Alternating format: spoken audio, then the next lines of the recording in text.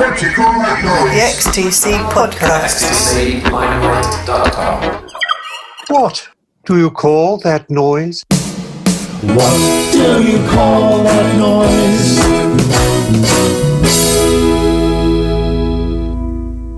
noise? Faking plans for Nigel, Terry and the Chalkmen, Saucerful of Swindon. Those are just three of the bands playing at the Mecca in Swindon as part of the 2025 XTC Fan Festival from the 20th of June.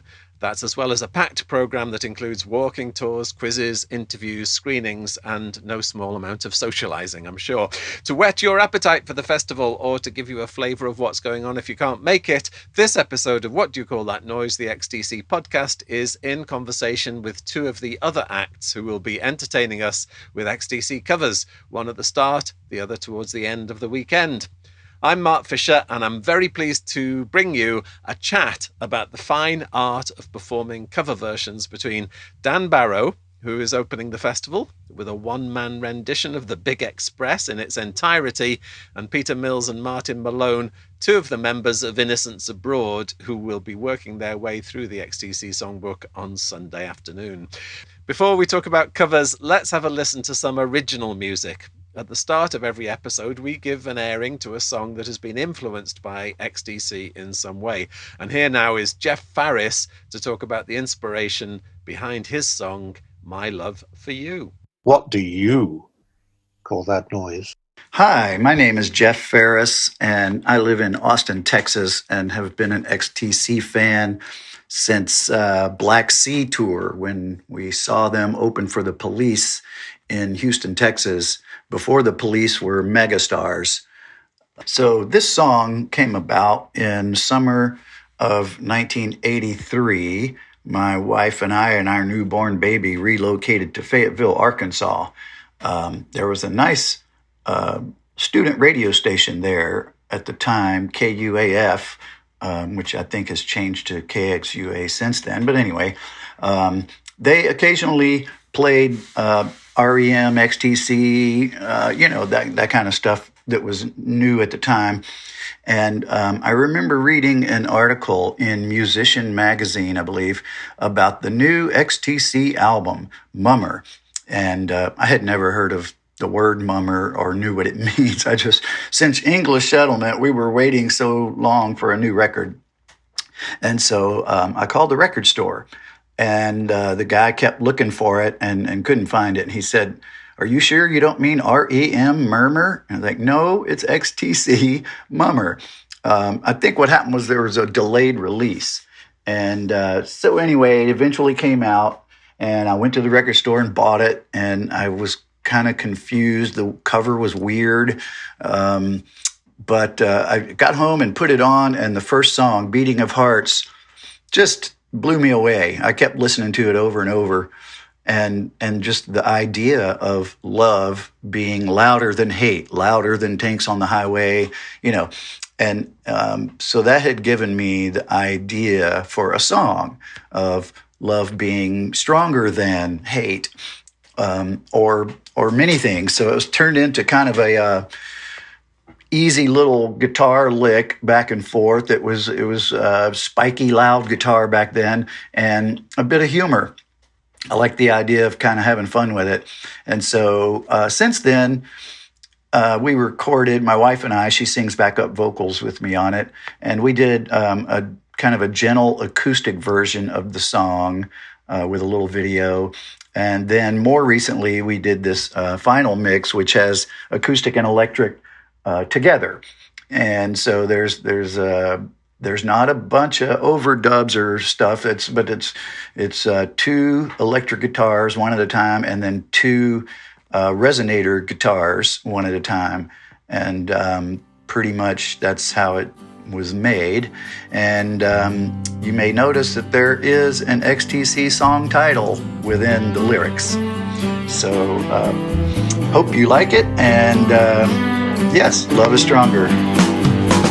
My love for you is stronger than a boxer.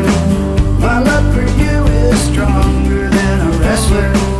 My love for you is stronger than a fight guard. My love for you is stronger than a watchdog. My love for you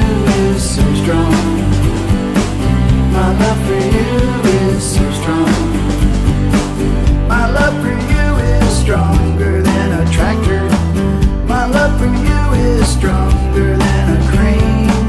My love for you is stronger than a Mack truck. My love for you is stronger than a ball and chain. My love for you is so strong. My love for you is so strong.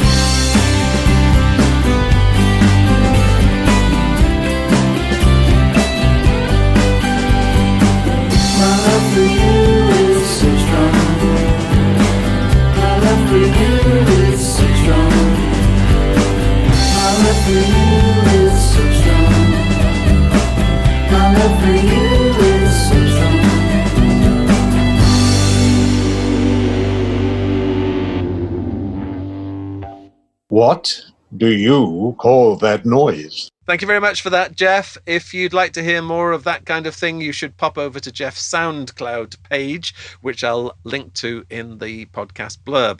And if you've got an XTC-inspired song, feel free to let me know. And you can get me at mark@xtclimelight.com. Recent episodes of What Do You Call That Noise, the XTC podcast, have put the spotlight on Madison Cunningham, the Dukes of Stratosphere, the late Rick Buckler, Andy Partridge, Stephen Wilson, and Dave Gregory. All of it takes time, and none of it would be possible if it weren't for the dedication of generous XTC fans on Patreon. Many, many thanks to all of those who've contributed to help the podcast keep on keeping on. And if you'd like to join them, all you have to do is go to patreon.com/Mark Fisher and decide on the level of support that you would like to give. There are 3 levels, and if you opt to be a knight in shining karma, I'll read out your name at the end of each episode. For a musician's eye perspective on XTC, check out What Do You Call That Noise, an XTC Discovery book, which you can buy at xtclimelight.com. And on that same website, you'll also find details of all of the podcasts. What do you call that noise? It's Fan Festival time again, coming up from the 20th to the 22nd of June at the Mecca in Swindon. The sold-out event is a chance for friends old and new to come together and share in their love of all things XTC. And on the lineup, as well as a trip to the Uffington White Horse and interviews with Dave Gregory and Hugh Padgham, are performances from several cover bands. There are at least 2 Dukes of Stratosphere cover bands, as well as our guests today on What Do You Call That Noise, the XTC podcast, who are Daniel Barrow, Peter Mills, and Martin Malone. And what I'd like to do is ask them to introduce themselves. And I think I'll start with Dan Barrow. If I could start with you. Dan, would you tell us who you are and what you'll be doing at the Fan Festival? Hello. Hi, Mark. It's great to be back on the podcast. Hello, Martin. Hi, Peter. It's great to virtually meet you. Hi. Hi, I'm Dan Barrow, formerly of XTC tribute stroke covers band Ecstatic. That was in the early 2000s, after which I took a bit of a hiatus, which lasted till 2022, when I decided I would try and do all of Mama at the convention, which I duly did. And since then, I've been thinking, what can I do next? And what I'm going to do is something that I'm calling the Big Expression, which is all of the Big Express, start to finish, solo and live. Not crazy at all. No, it's Very much. fine. All the day's work. You've got to have a hobby. Yeah. Frequent listeners to the podcast might remember Dan's song "I Hate Your Kids," which we had quite recently. So welcome back to the podcast. Thank you. Let's move now to Peter. Peter Mills. Hi, Peter. Who, what, why, where, and when is we know, I think. Yes. Hi, Mark. Again, hi, Martin. Hi, Dan. Hi, everybody. Very nice to be back on the podcast again. I think I can also say that. We are slightly anomalous, the group that Martin and I are going to be performing in at the festival, because we're kind of a group as well as coming together just to, learn a bunch of XTC songs for the festival. So we're called Innocents Abroad, and I'm the singer. Martin is perfectly capable of introducing himself, so I'll leave that to him. But yeah, we're looking forward to it, and we're playing early on, I think, on the Sunday afternoon on the stage at Mecca. Very, very high stage, I seem to remember. So I'm going to have to watch it a little bit. I don't want to do a Frank Zappa. Zappa, yeah. Yeah. But so that's going to be my contribution. Very good. And again, frequent, as Peter alluded to, Peter has been a frequent guest on the podcast, most recently on the Dukes of Stratosphere extravaganza, which I'm still recovering from. And you were on with Colin Moulding back in 2021. Yes, I was. And indeed. a couple of episodes about British phrases that are sometimes misunderstood abroad, and one with the designer Andrew Swainson. So I think you're you must be up there with it. With I'm haunting the corridors, Mark. Yeah. Repeat offender. Repeat offender, yeah. And I should as well plug your book, because people will be interested. The Monkey's Head and the 1960s. I should also, on your behalf, plug Innocents Abroad, because that your new album is new and is out and has a monkey's cover on it as well. So Yes, it does. Late spring is the album, and it does indeed. It has a song called "The Door into Summer" on it. I was listening to it just today, fellas. It's lush. It's really nice. Oh, thanks, Dan. That's fantastic. Thank Much you, obliged Dan. to you, sir. Thank you, Dan. yeah, it is very, very good. And Thank you. Martin is I'm going to say the more musical side. That sounds I'm being like rude to Peter. Peter is the singer, but you are the music man. Is that correct to say, Martin? Well, hello everybody, and thank you for having me on this podcast, which I've enjoyed listening to in leading up to now. Yes, I'm actually a poet these days, so I am a words man. But what Innocents Abroad is a glorious return to is my non-verbal skills, which I practiced since I was about 15, and Pete and I shared our cheekbone years, as I like to call them, in the first iteration of Innocents Abroad, where we made 2 albums, and then I kind of stayed in the business. That our failure to push through kind of made me into a sound engineer at one point, because I was determined that if I ever did it again, we would sound like we did in our heads. So yes, that's what I am. But I actually, it was lovely to hand over lyrics to Pete, because I know he has such a great turn of phrase when it comes to songwriting. There's a slight difference. They're cousins, poetry and song lyrics, and Pete's got that one nicely boxed off. But yes, it's lovely to be on here. I'm looking forward. I've been tickled by the crazy rub of Partridge in learning these songs, because we're not really a tribute band or a cover band. Yes, so hello everybody, and thanks for having me. I think there's a basic question I should ask Peter and Martin, because we know already from what Dan said that he's going to do the Big Express, so we know what you're covering. Peter and Martin, what are you covering? There was a kind of a list, actually, that went round, songs which had already been claimed. We selected, rather like, when you go to a takeaway and there's like a menu which is about 3 yards long. It was a little bit like that. So we ended up saying, well, we'll try that. And there was a bit of sort of horse trading and sort of jostling for position. But we ended up, with a nice set, which, and this is something which maybe we can discuss later, is kind of interestingly, it kind of arcs interestingly across the career, the output. Whereas Dan is very specific, you know, it's just like that little period. So I think there's probably an interesting conversation to be had about, you know, the difference between those two types of repertoire. Maybe we could have that conversation because, Dan, you've got no way out, have you? If there was one track that wasn't right for you, you were stuck with it. I have the least spoilerific playlist available, very predictable. Although I'm trying to put some surprises in. Guys, did you get like a list, like a menu of songs from which you're allowed to choose? Because I know they're being very specific about, prescriptive is the word I'm looking for. Prescriptive, yeah. About no band can repeat a song throughout the entire weekend, which I'm fascinated by. Well, who gets the hits? Who gets both hits? Not us. Right. Not us. No, that's for sure. That's for sure, man. We got a grab bag of crazy ass stuff. So you had to choose from what was left, or did you get first dibs? No, not first dibs. No, we got last dibs. Which was interesting, actually. Yeah, you can turn that in on itself, and it's a challenge itself. And one thing I must say is, coincidentally, what we did get, and Pete will nod with this one, the guy that we dedicate the album to, our dear and dearly departed friend Christopher Hobbs, his favourite song was Mermaid Smiled. I could never... Ever. It was his favourite song ever. And I do like it, but I could never quite get my head around that. But anyway, that's for him. We got that one. Yeah. So I was very pleased about. Yeah. Without putting in too many spoilers. So we're pleased about that. And some listeners might have actually met Chris. I know you did, Mark. Yes, that's right. At the 2017 festival and also the TC and I gigs. We were all down in Swindon for those. Lovely, man. So yeah, much missed, and Late Spring is dedicated to him. So we're very pleased that we got his song in there. Not that it's easy to play or sing. No. Or whistle. No. Or tune your guitar to. Actually. Oh, I know. Are you keeping your cards close to your chest about your set lists? Yes.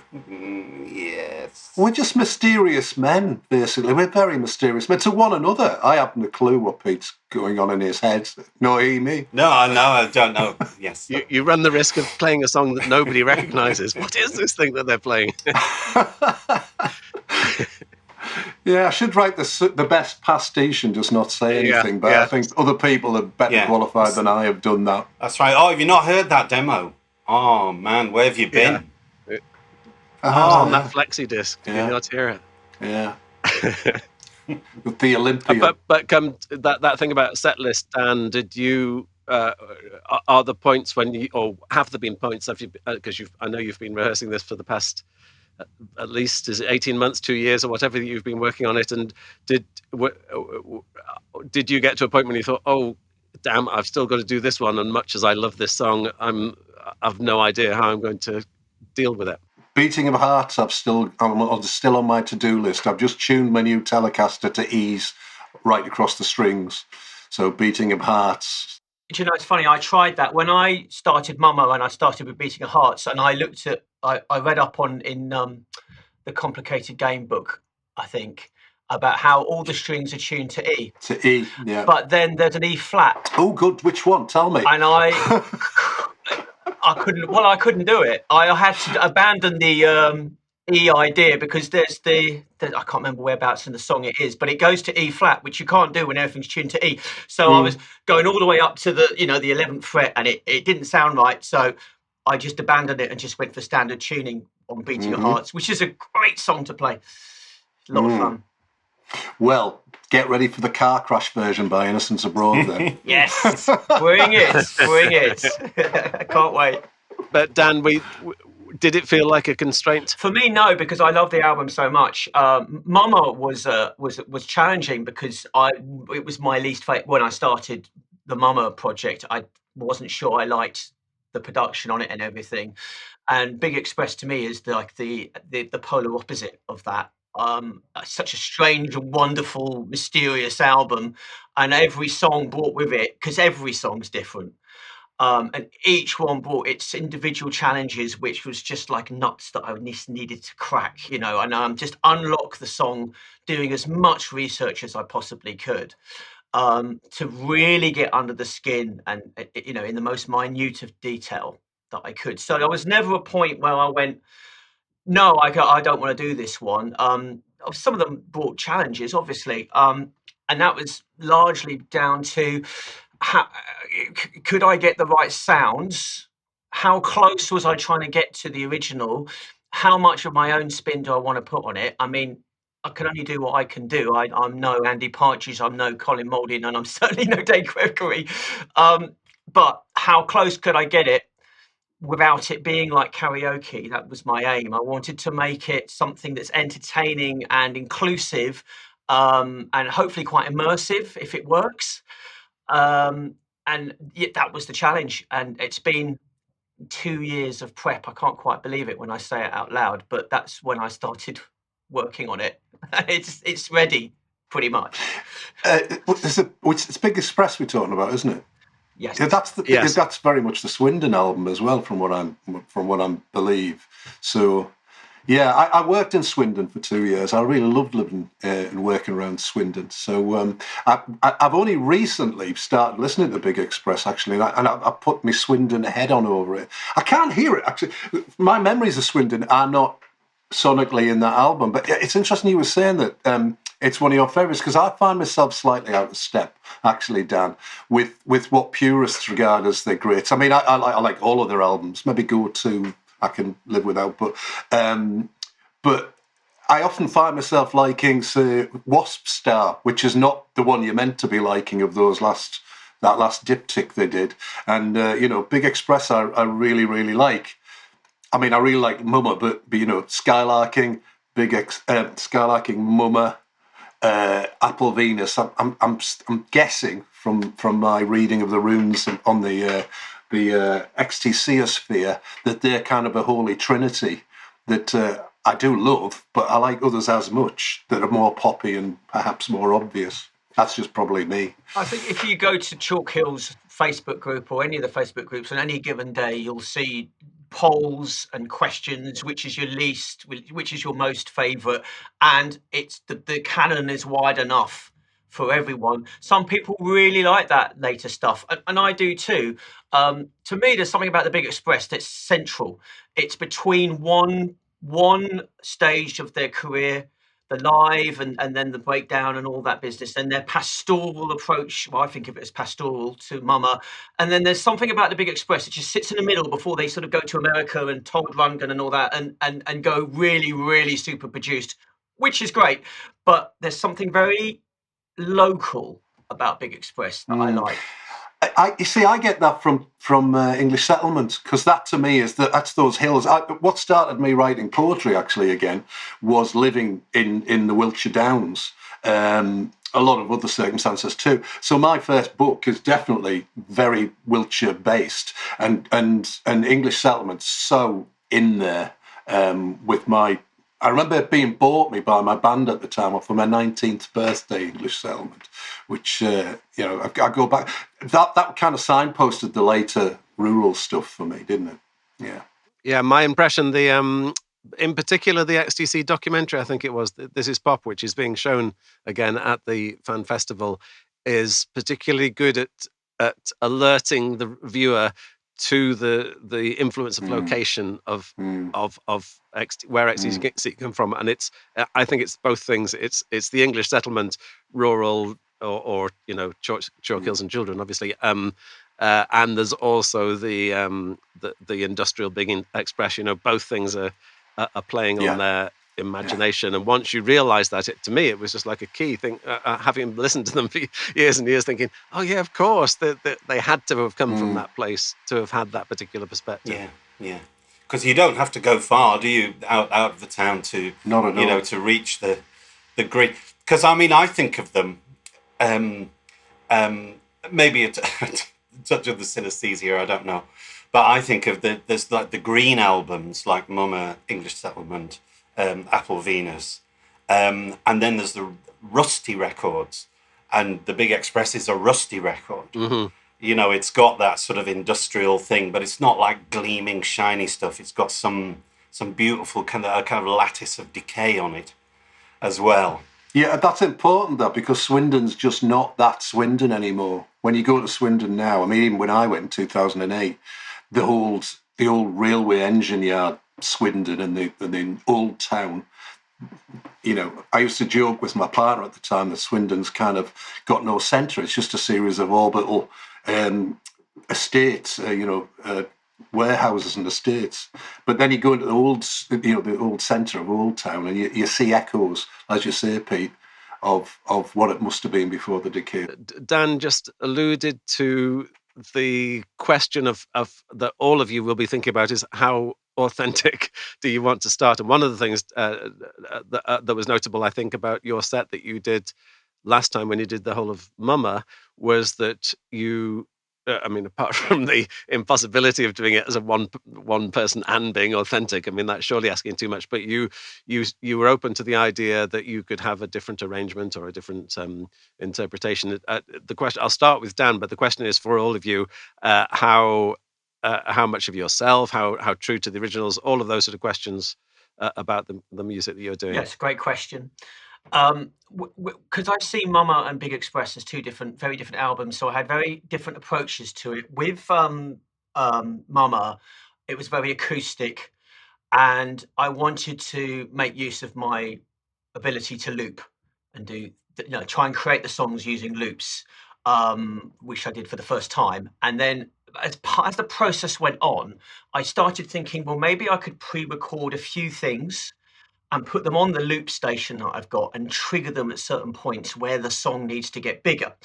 But I kind of ran out of time, so I didn't do that for the whole album, and it allowed me some sort of freedom to build up different textures on the songs. But with the Big Express, my first thought was that I can't do that because it's a big album, it's complex, it's loud and it's industrial, and I don't want to spend time, with my bare feet on the carpet like I did at the conference room. This time I'm on a big stage, hopefully, yeah, and yes, I am, hopefully, and I want to have big impact. So my thinking on this, and I wasn't sure about it, I did and ah about it, but I thought, well, I'm going to use quite a lot of backing tracks.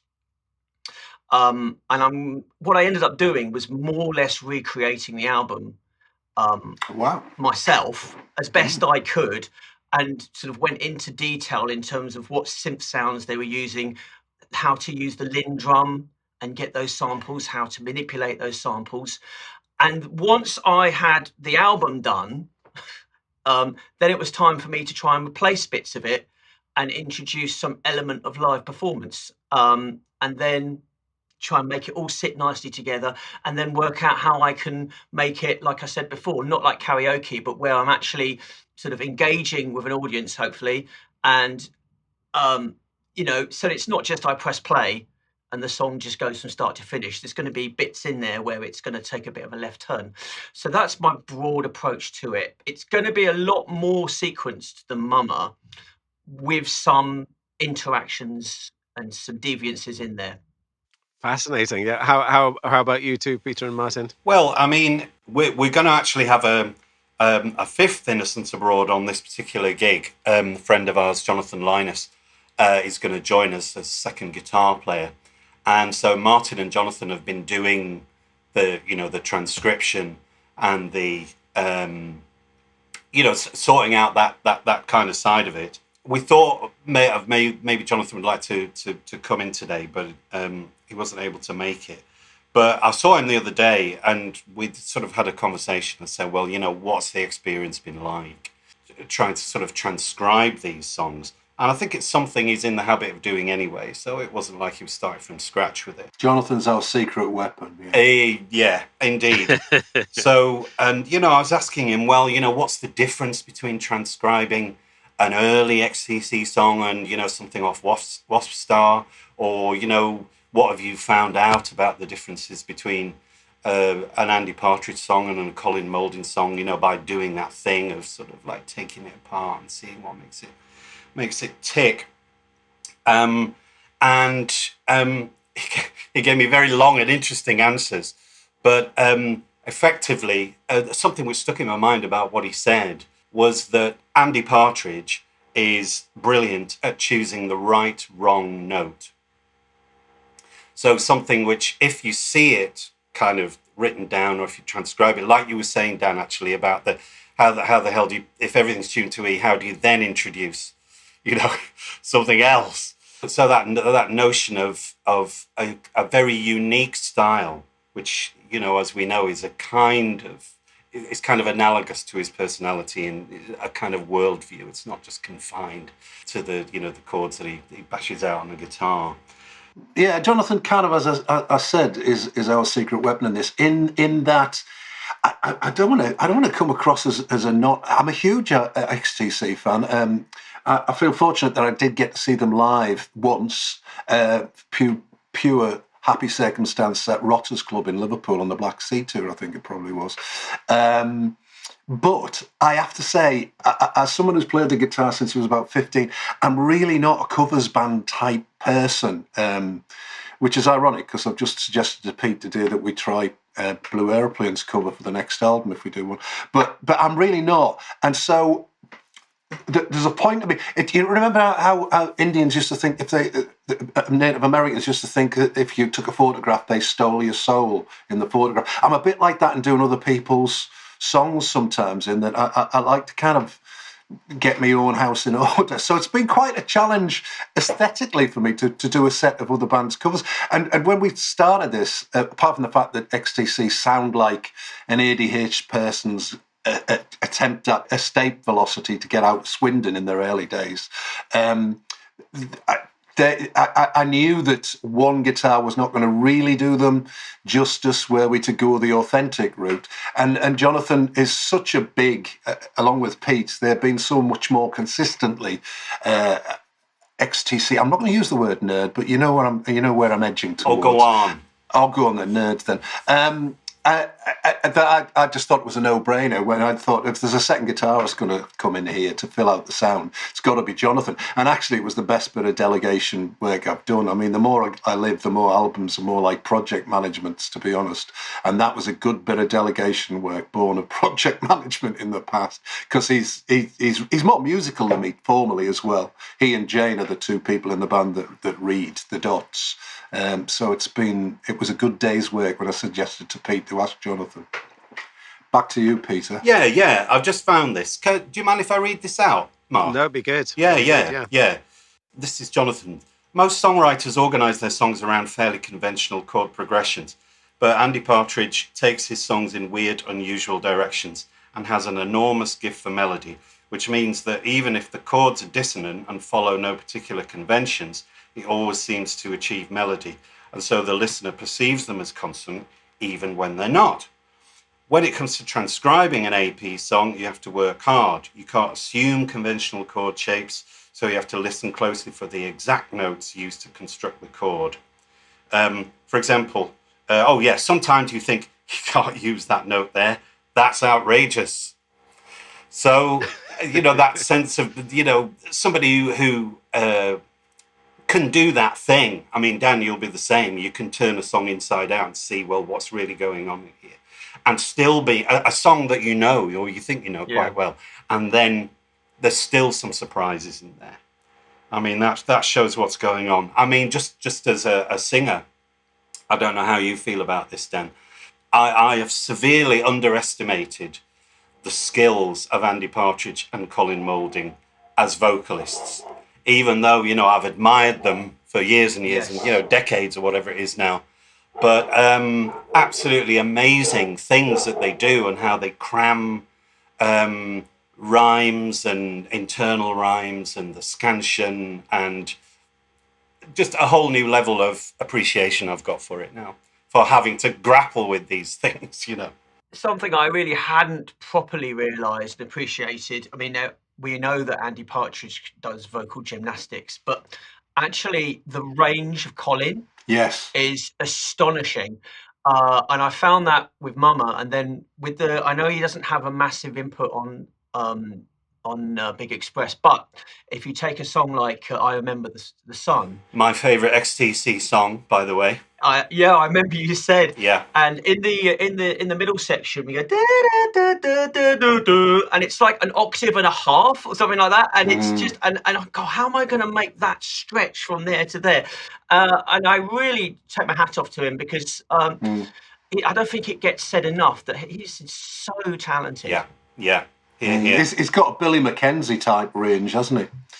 And both of them, possibly Colin in particular, will go very high. You know, quite often they'll start quite high, really will, and then go even higher, and possibly as well not within their comfortable range. They'll stretch their own voices as well, I think. Oh yeah, I mean the a couple of the songs that we're going to do, I've sort of kept the skyscraping element of it. This is just a warning to everybody who's going to be there, by the way, because I thought, well, the song, the feel of it demands that.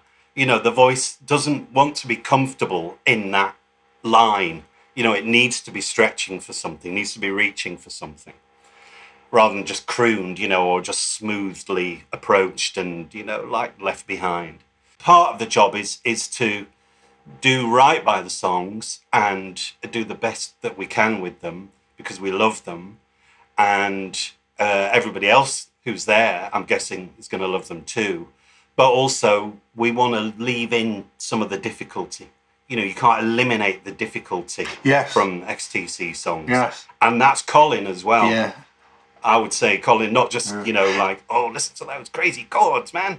But, you know, Colin is the same. It's different. It's coming from a different angle. But it's there. Just as you said, Dan, it can be in the voice. It can be in how it moves from this note to that note, or from that part of the song to the next part of the song. I think it's nice to show your workings in that sense. I remember translating a German Great War poem, and just it was clunky in English if you did it the specific translation. But I quite liked people being able to see how one language doesn't quite transpose. So hopefully we'll do a sonic equivalent of that at times with the XTC stuff that we do, which is, as I say, a bit of a grab bag from around the shops. Yeah. And it's interesting. The whole project is interesting, isn't it? Again, I don't know what you think, Dan. But XTC aren't often covered, are they? It's not that they're uncoverable, but I think there is. I mean, it's interesting that they both liked Captain Beefheart. Andy and Colin both like Captain Beefheart. Yeah. Because although some of his, you know, more commercial stuff has been covered, he's quite uncoverable, isn't he? I mean, how do you do Frownland? You know, how do you knock that out in an evening? So I think there's an interesting little sort of connection there between their influences and, you know, how they're expressed through the songs. Yeah, there's a kind of extremity because you either don't cover them or you become a cover band of XTC, because they create their own little universe, don't they? So you don't actually just you don't bring back a bit of moon dust from a planet XTC. You actually bring back a version of the planet itself. You've got to actually go there and be it. So they're an interesting band from that point of view. And, you know, there's all that thing of them being the post-punk Beatles. You can see the parallels. You can see how they create their own little universe, and it's quite odd and bespoke to them. I've said this before on the podcast, but my theory in this area is that with an XTC song, you don't just get, you know, the chords and the melody that sit on top that you could maybe do with a Beatles song, for example. You actually get the whole arrangement is part of it. You know, it's structured so that the chord arrangement, the actual, as you've been saying, the right, wrong note, all of those things are somehow fundamental to the understanding of the song and the meaning of the song. So it's quite difficult to do a, you know, Sinead O'Connor, nothing compares to you sort of thing, where you redefine a song. It's possible. There's been one or two versions over the years where somebody might do a polka version of something, but it's quite difficult to break away from the arrangement of the original. But I suppose I could throw that question back to you. Or it's by the impression I'm getting from the way you're talking that all of you are trying to be as faithful to the originals as you can be. Is it also true to say, though, that you're trying to put something of yourselves in there? Are you making your own interpretations? Are you being Sinead O'Connor? I think for me, I wanted to, because I think the joy for me of doing this stuff is to play XTC songs from the studio to a live audience. And I think in general, I hope people want to hear that. They want to hear the songs that they know in an environment that, with other people who like the same thing. But that said, I didn't just want to do a covers album. And some of the songs I've had to be quite inventive anyway, just to so I've tried to put bits of me in there, whereas I think hitting the main notes, the bits that people I think really want to hear, try and do that faithfully if I can, to the extent of my ability. Yeah, I think it's odd, isn't it? Your relationship with bands can be very distant, even within your own band. So I'm sure that Pete, Jonathan, Stuart, and Jane have very distant relationships with XTC. For me, they're kind of one of those bands, because of my age and the demographic and my experiences of music from that time, they're kind of one of those bands that you wear in your bloodstream. For me, they're kind of just there coursing around with every other band that I really liked. They're probably not the band that, because they are so unique.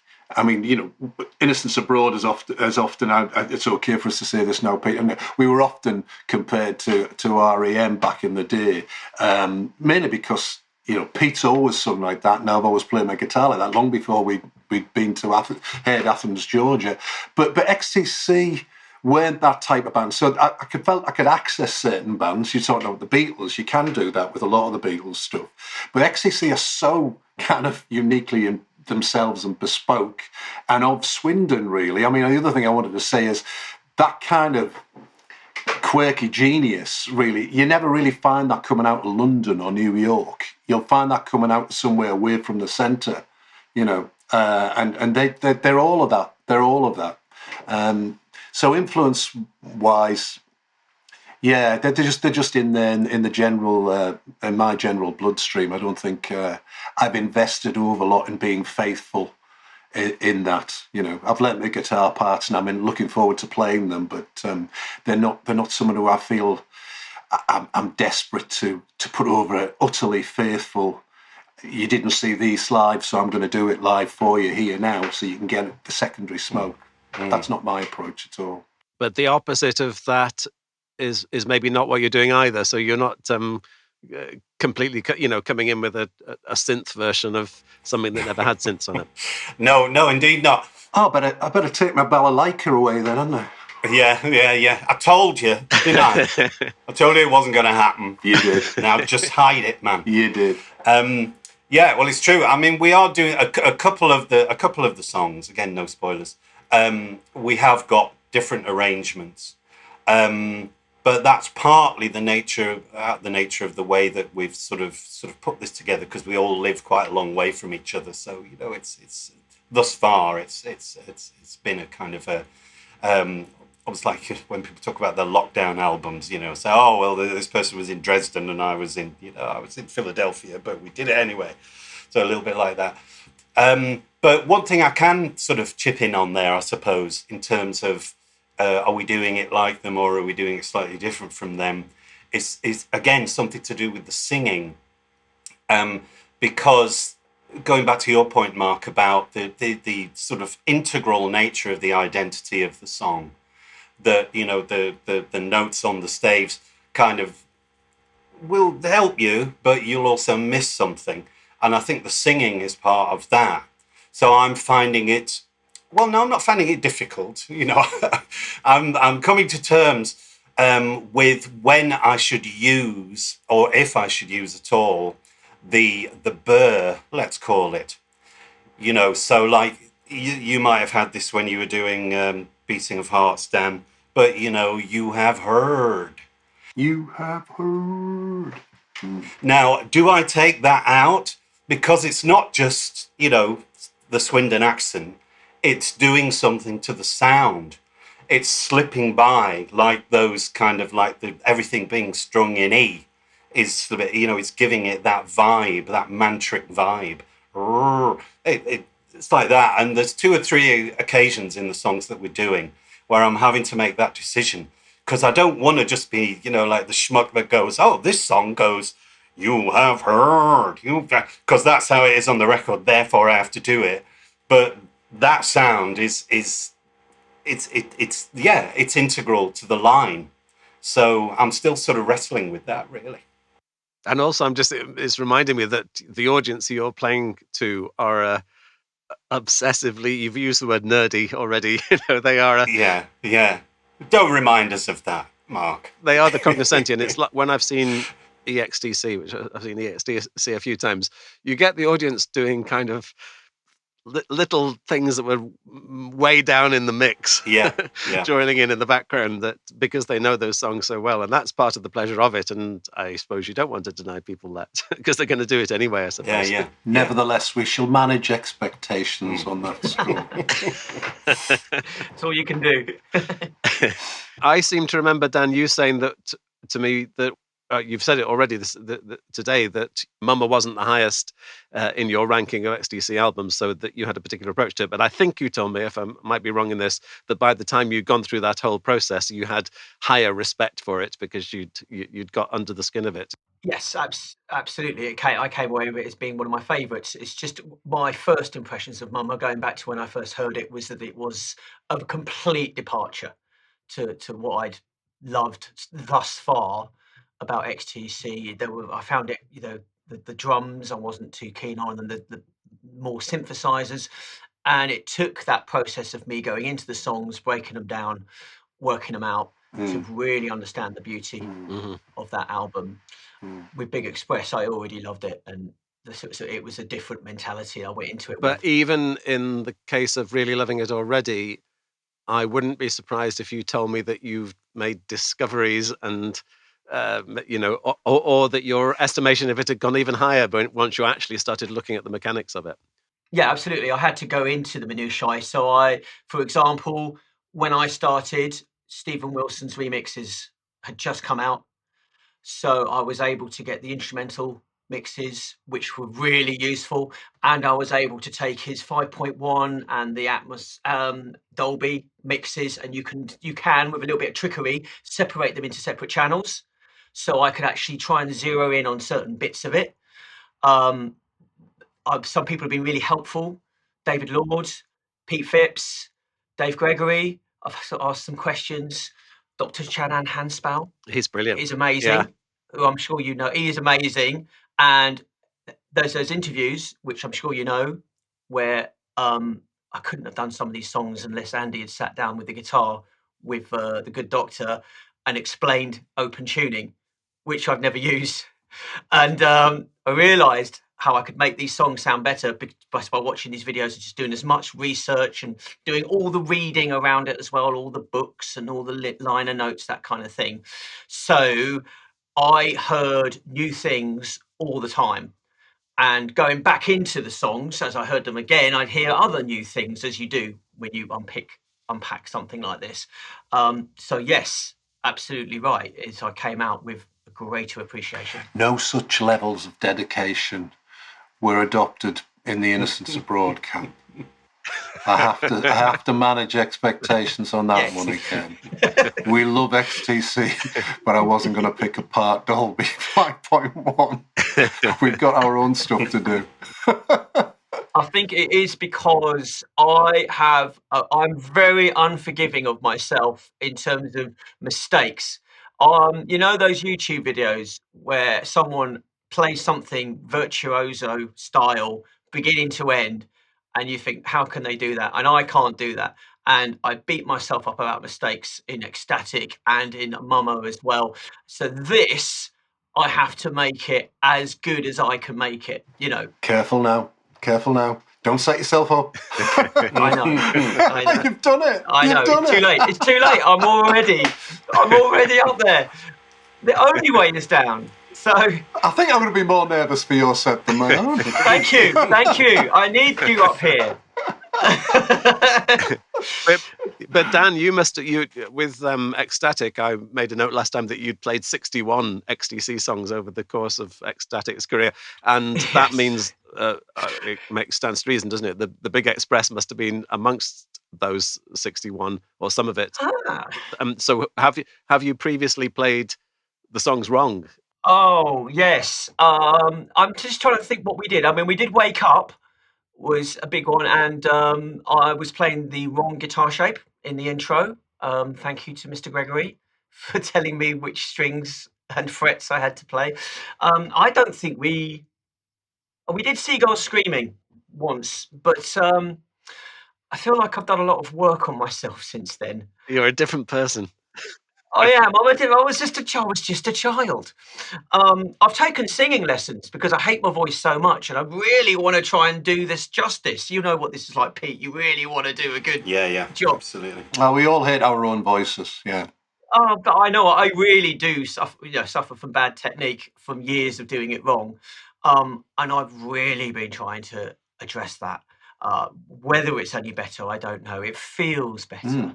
If I may at this point put out a little appeal to, if a Mr. Gregory is listening, please contact Martin Malone, care of Donegal, for any hints and tips you wish to pass on. He is really great if you message him on Facebook. I don't know if I can say that on the podcast. You can cut that out. But he's actually, I didn't want to ask him too many things. I didn't want to bother him too often.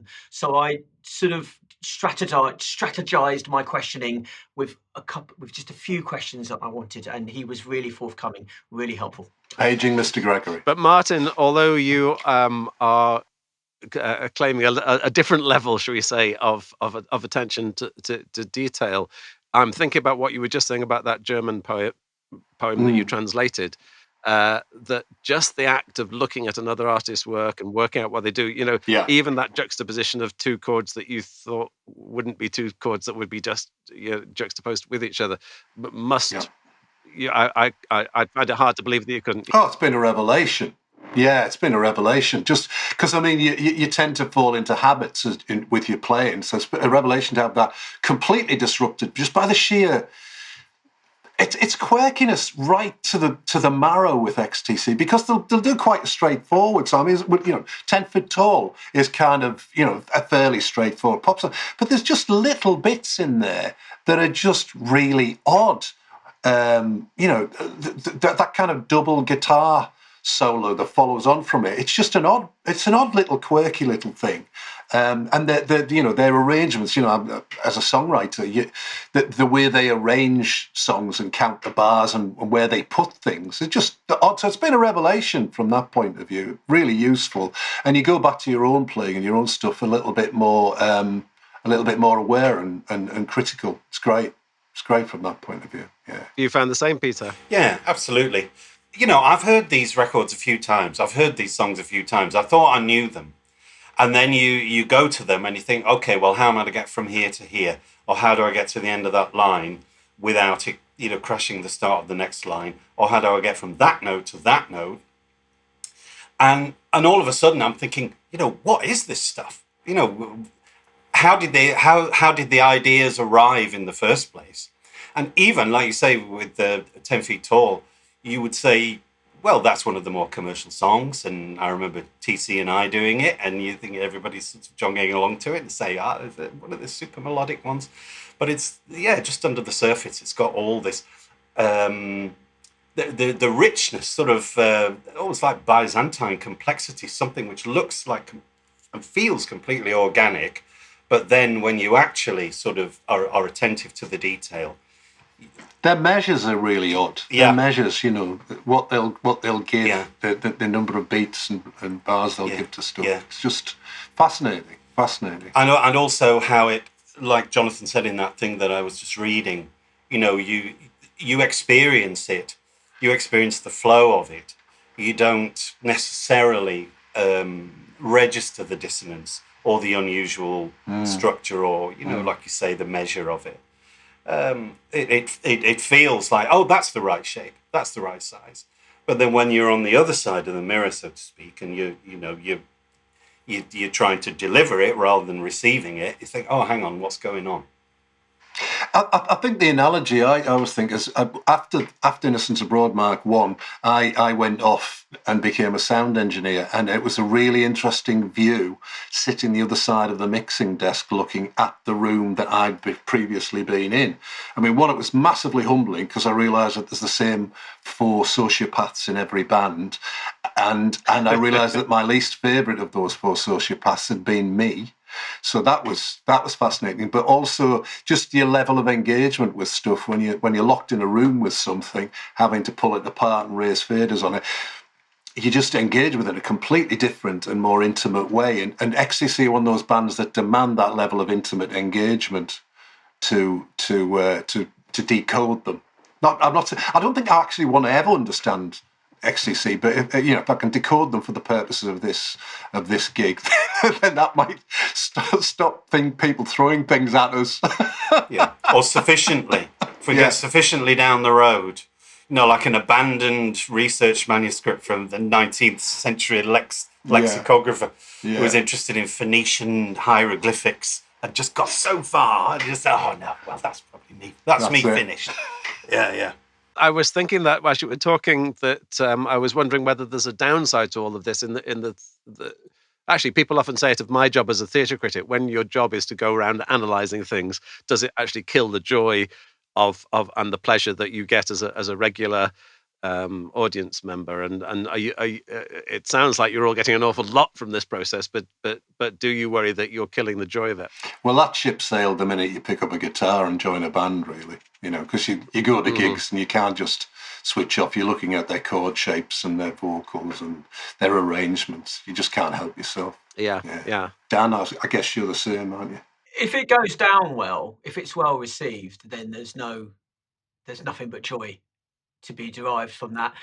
If you're playing to an empty room night after night, that's when the joy starts to dissipate somewhat. Or if you're playing Brown Eyed Girl for the millionth time, then you start questioning your life choices. Yeah, I think where I completely understand Andy Parker, well, I don't completely understand. I understand the way they went is that for me, it's always been the studio that fascinates me. I am Mr. Studio. I enjoy playing live. It took me till I was 30 to chill out and just get the joy from it. But I've always been most fascinated about putting the songs together. So the studio for me has always been really what excites me the most. So I can see why they made the choices they made. Yeah. Given that, as Andy, I was listening to the Raconteurs podcast with him on the other day, and he was just saying, I was just exhausted. And I get that. I know. So if you've got an alternative, why not, serve your muse? And it's interesting as well, isn't it, what happened post 1982? Because, I was thinking, well, is there a sort of a tangible difference between the music which was one way or another designed to be performed live, and then what happened to the music after English settlement? And I mean, we have songs in this little set that we're doing which come from both sides of that divide. But in terms of the songs themselves, I think, well, it's interesting because these songs haven't actually been played live that often, have they? Nope. It's been left to Ecstatic and the Fossil Fools and all the other sort of bands of the devoted to bring those songs to life. I mean, what do you think about that, Tim? That's why we started. That's why Ecstatic started to want to bring those songs to an audience. We didn't know there was an audience out there until there was.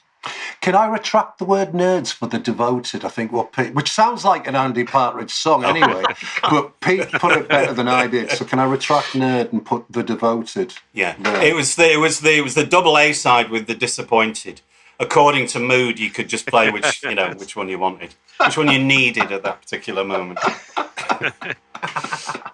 Dan, talking about playing Brown Eyed Girl every night, you have actually been playing these songs at least once or twice. Have you done it now? You've been road testing them. And yes. Tell us about how's that?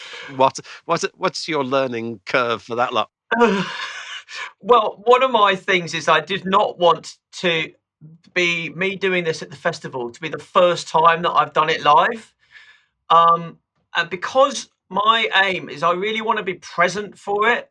I don't want to have that out-of-body experience where you're just trying to remember the chords, sing the right words, get the melodies right, and press the right buttons with my feet.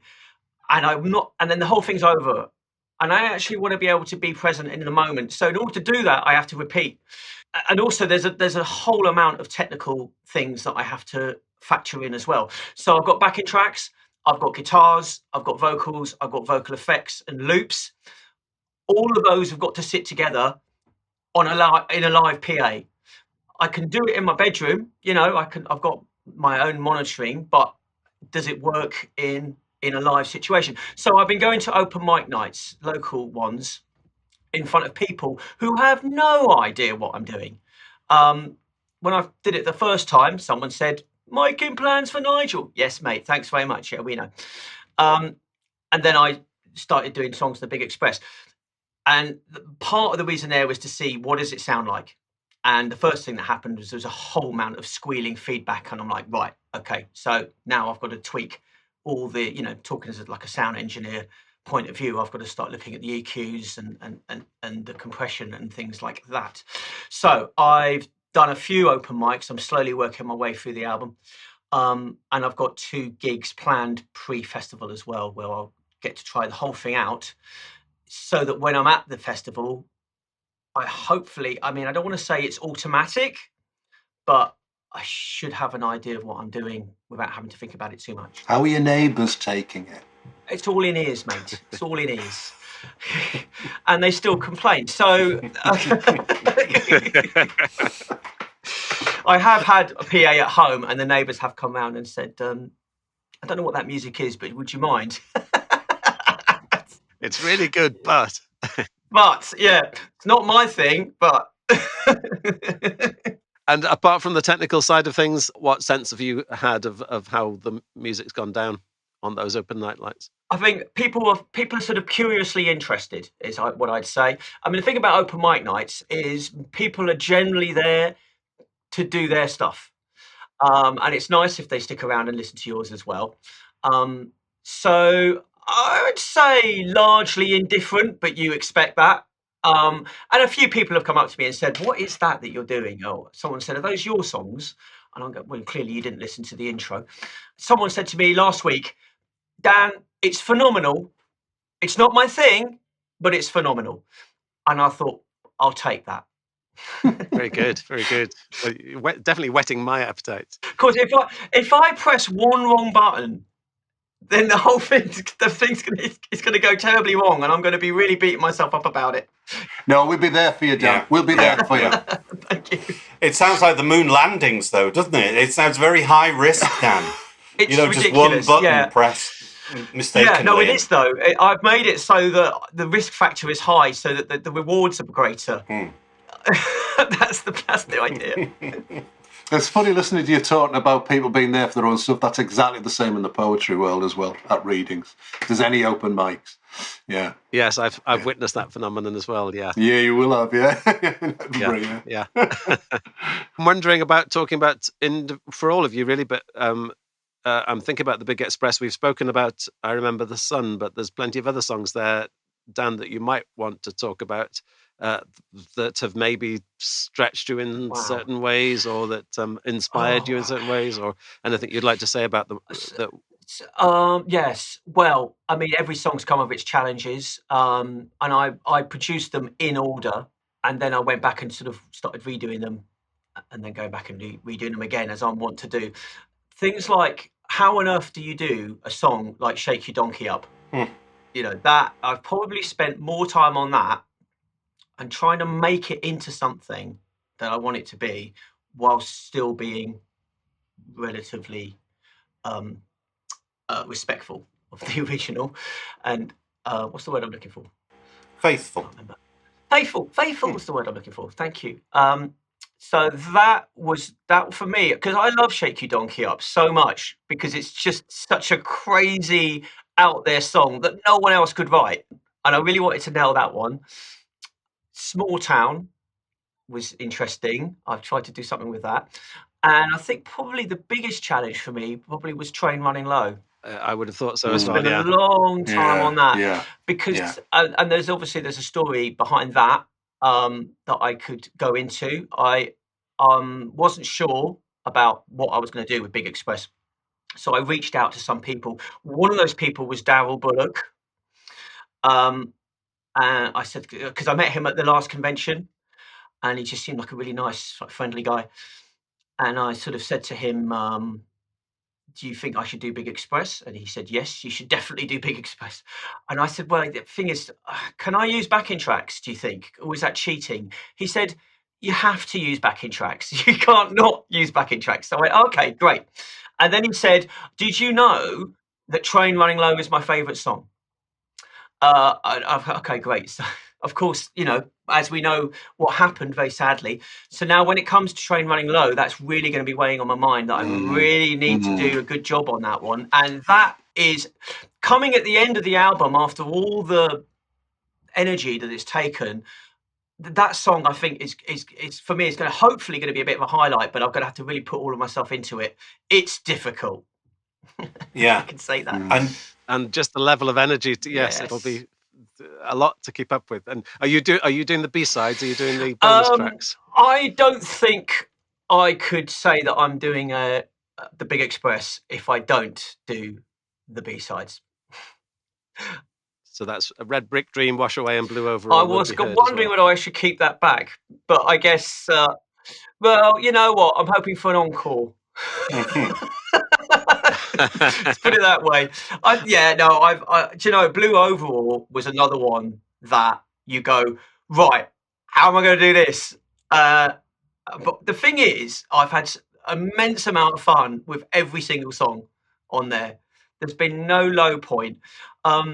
I hope you like what I've done with I Remember the Sun, because I've done something very different with it. I'm looking forward to it, truly. It's not going to be like you know it, I'll put it that way. So that's two favourites. I'm clocking them up now, Dan. That's two favourite songs in a row, I think, if you're doing them in order. Yeah, and I've wanted to give the show a kind of a shape to it as well. Yeah. So, well, you'll see. I'm just wondering, actually, XTC, brilliant at sequencing. This idea of sequencing an album coming at you in a certain kind of formulation. Yeah. And I don't know whether this is just something that he learned, that Andy and Colin learned off Revolver or Pet Sounds or something. But there's the climactic track. There's something they're placed very definitely, aren't they? Like Travels in Neil On, Complicated Game, Funk Papa Roll, even with the Bye Bye, because you thought that was it. And Train Running Low is definitely, isn't it? I mean, there the machine stops, doesn't it, at the end? So, yes. How is it? How did it feel when you were inside that sequence? What was that? How does it feel as a string of tunes? When I did Mama, my experience of this CD was that those B-sides were in the middle. So I had a sort of conversation with myself about would I put them as I'm used to hearing them, but it just makes sense to put them at the end, because the album has a shape to it which pretty much replicates the idea of a show. I think it has some peaks and troughs, and it ends on a banger. And yeah, you're right. It's got shape to it. And then you can go, right, well, now let's go into like a deep dive for the fans, which will be interesting when I play outside the festival. The dedicated. The dedicated. Devoted. The devoted. Devoted. The nerds. I didn't say that. No, you didn't know. No, I don't remember you ever saying that. Yeah, no, I like the idea of like you do the album, you get to the end, and then you go, right, now let's get into the stuff that you've definitely never heard done live. I think. It is a fascinating area because a lot of these records, all of them were made when they were two sides of vinyl, weren't they? Except maybe the last two, and the internal architecture of two sides of vinyl has always fascinated me. Pete, if you can think of our own album, Dandelion Clock was always going to be the big run-out groove end of side one, and because it was called Late Spring, Door into Summer was going to lead you on beyond, which is your Bye Bye equivalent, and that for me is a permanently fascinating subject. Coming at it from this perspective of the 21st century with download and CD having mucked up that game to a degree.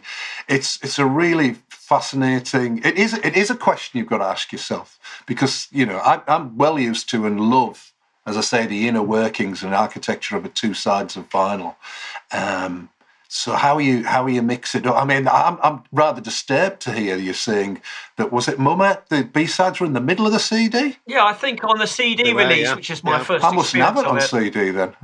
God, yeah, right.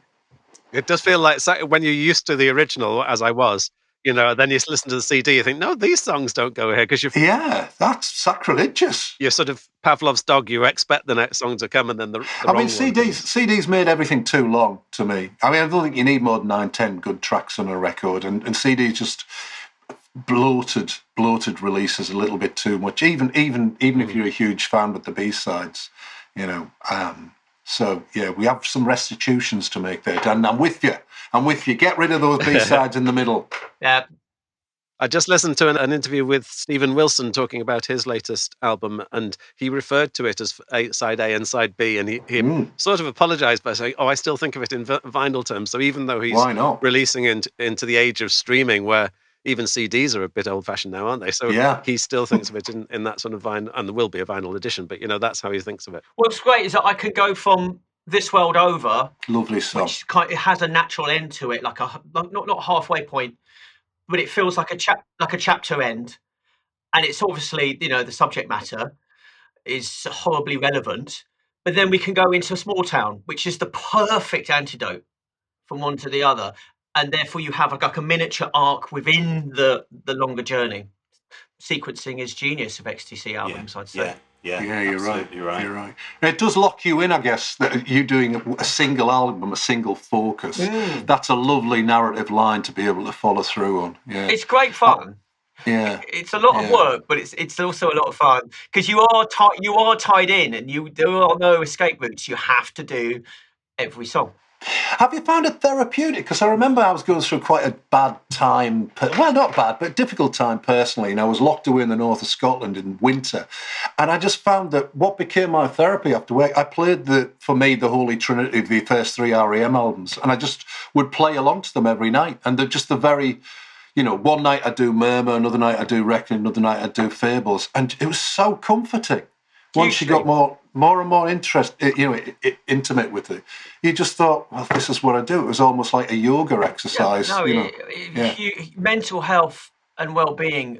I've had a really tough time the last few years. I've had some personal circumstances. Yeah, and I get that. This has been the catharsis. This has kept me going. It's a spiritual endeavour as much as anything else for me. Totally. Get that? Yeah, I get that a lot. Yeah. Good for you. The Church of XTC. Thank you. The Church of XTC. Well, it's more the cult. I'm feeling a little bit. Don't say cult. I'm feeling a little bit kidnapped. Have you, Peter? You described that thing for Innocents Abroad recording as if you're in lockdown or rehearsing as if you're in lockdown and not being in the same room. Have you been at all, or will you be at all, in the same room before we see you on stage? Yeah. No. Yeah. No. Oh, this just in. No. We're just going to walk in as strangers and come out friends.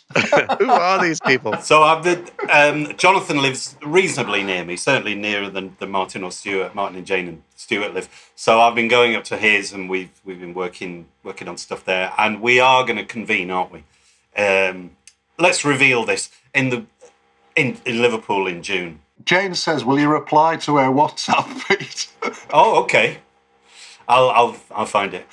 All right. He's a man of mystery. He always has been. But yes, that's the plan, Mark. As you can hear, it's still slightly nebulous. But But yes, we will. Yes, of course we will. Yeah. I think it's a really good idea to rehearse. Controversially. All right. It's going to be exciting in another tight-ropey way compared to yours, Dan.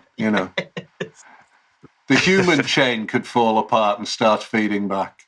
Chain of command, no more. Are we bookending the festival? You're Sunday, are you? About 2:00, I think, on Sunday afternoon. Yeah. Yeah. Okay. So, when are you, Dan? Yeah. I'm first on. Are you? Oh, amazing.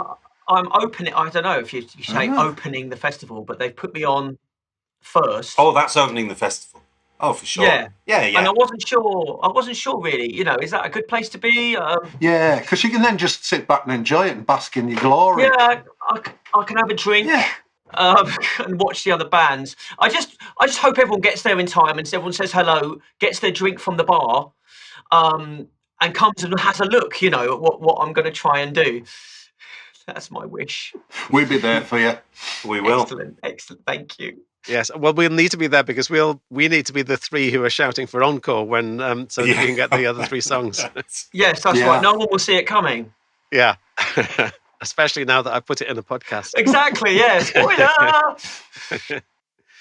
And Peter, when you've been doing those rehearsals, as you have been doing those rehearsals with Jonathan, what has been your favourite, or what is shaping up as your favourite to sing, just to get your chops around? Well, I've been enjoying Funk Papa Roll, singing that, which is, it's sort of anomalous on Mumma. Actually, it's sort of a throwback to. I mean, I'm guessing that was kind of deliberate. It's sort of stylistic echo of the earlier style at that particular point. So that's fun, and then. I'm going to make this an exclusive. We've got a really great, I'm going to put that out there, really great arrangement of Bungalow, and I'm loving singing that. Oh, lovely. So I think that's probably my favourite. And every time I sing it, I'm slightly smarter at the end. I don't know how that works, but I just feel more like, evolved and more wise. At the end of to actually getting a bungalow. Yeah, yeah. I suppose that it could lead That's in that a bold direction. choice. That's a bold choice, Peter, because of TC and I think. Yeah. Grown men were seen to cry at. Oh my TC and I God, did that was awesome. Yeah. So it's a bit like you were saying, Dan. It is a bit tightrope-y, a bit high risk, but that's adding to it. Actually, that's adding to it. Absolutely, yeah. Brilliant. Yeah. Great choice. Yeah, very. So very I would say that's probably my favourite. Yeah. Mark, can I plug my gig? You certainly can. I've got a tryout for the festival. So I'm doing a very small one in Portsmouth at a venue called Edge of the Wedge on Wednesday, the 11th of June. For a small, intimate audience. And I'm doing my old stomping ground, the Dublin Castle in Camden, on Sunday the 15th, a week before the big gig. It'd be lovely to see anyone there who came to see Ecstatic, who can't make it to the festival. Come and say hello. Let me know what you think of the Big Expression. Yeah, it'd be good. I wonder if anybody will see all three. That would be, they could get a special badge. Yeah, they can have a free T-shirt. Oh, I'm selling T-shirts. They're lovely, your T-shirts, aren't they? We didn't mention your T-shirts. Andrew Swainson designed T-shirts. I know, he's done a fantastic job, hasn't he? They're so good. I'm just trying to work out how to get T-shirts printed right now, which is far more difficult than I realised. Yeah, I've been through that process. Not fun. I sympathise. Thank you. Well, that's loads to look forward to, and I am. And good luck if you remember to rehearse, and good luck with your open night. I can't say the word, open mic nights. And thank you very much for chatting. It's been really enjoyable and good to see the mechanics behind the songs as well as the songs themselves. And I'm, as ever with the podcast, I'm just impressed that these 40-year-old pieces of music in some cases are still throwing up so many new ideas and new resonances. So it's been delightful to talk to you all. Thank you very much, Dan Barrow, Peter Mills and Martin Malone, and in absentia, the rest of Innocents Abroad. So thank you. Thank you. Thanks, everyone. What do you call that noise? Thank you very much to Dan Barrow, Martin Malone and Peter Mills, as well as to Jeff Farris for the music. Late Spring, the album by Innocents Abroad, is out now and can be found on Bandcamp and elsewhere. Thank you once again to the many, many wonderful podcast supporters on Patreon, who include the following Knights in Shining Karma: Terry Arnett, Kevin Burt, Lorenzo Ciarci, Cale Corbett, Liam Duggan, Jamie Dunn, Alison Eels, Jeff Farris, Mike Grafe, Robert Graham, Camille Henry, Stephen Hope, Alan Hughes, Rick James, Peter Kitchen, Marek Kraus, Jesper Kumberg, Robert Lawlaw, Adrian Loon, Liz Lynch, Marie Meikle, Yusuf Murrah, Max Nyaho, Amy Parkinson, Tim Parsons, Mark Reed, James Reimer, Jaime Rostamora, Michael Sutcliffe, Steve Swift, Mark Thomas, Nigel Waller, John Wedemeyer, Lucy Fabitsky and Martin Whitley. That's all for now, but if you're at the Fan Festival, do come and say hello. Speak to you there. Bye.